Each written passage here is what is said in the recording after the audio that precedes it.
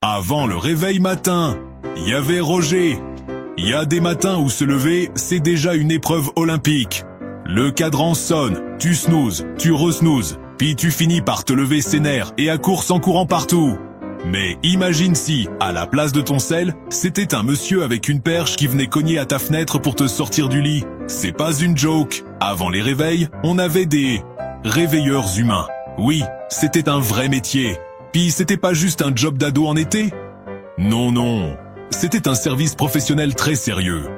On retourne dans les années 1800 en Angleterre. La révolution industrielle est en plein boom. Les usines roulent jour et nuit, puis les ouvriers doivent puncher à l'heure. Pas de place pour les dormeux. Mais les réveils mécaniques? Trop cher pour monsieur madame tout le monde. Puis évidemment, pas de téléphone intelligent ni d'alarme vocale qui te dit « Il est temps de te lever, champion ». Alors on engageait un réveilleur.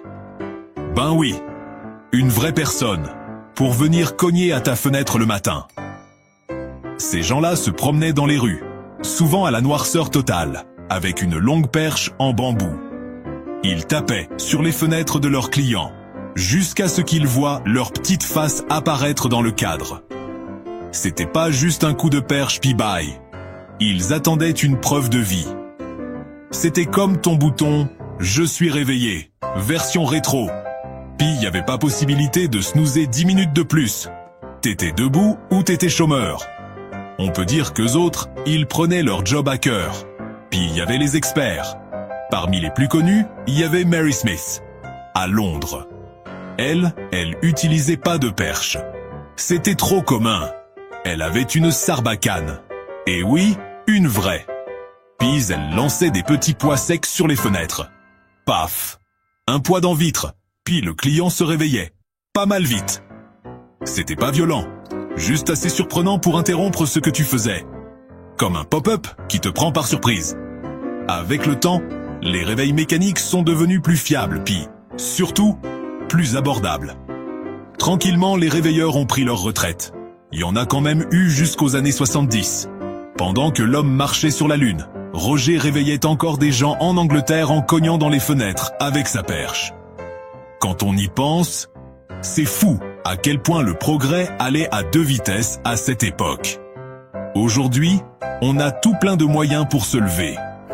Des téléphones, des montres qui vibrent, des applications qui simulent le lever du soleil, même des réveils qui bougent.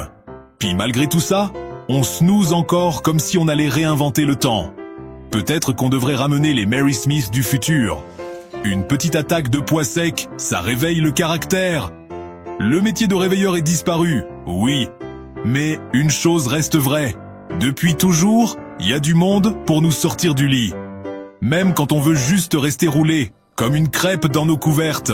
Merci d'avoir été là pour découvrir ce métier, tout droit sorti d'un rêve. Ou d'un cauchemar de 5 heures du matin. Si tu es le genre de personne qui aime se faire réveiller à coups de perche ou de petits pois secs, t'es clairement au bon endroit. Revenez nous voir à Il était un job pour découvrir d'autres métiers bizarres, désuets et oubliés. Puis, franchement fascinants. À la prochaine.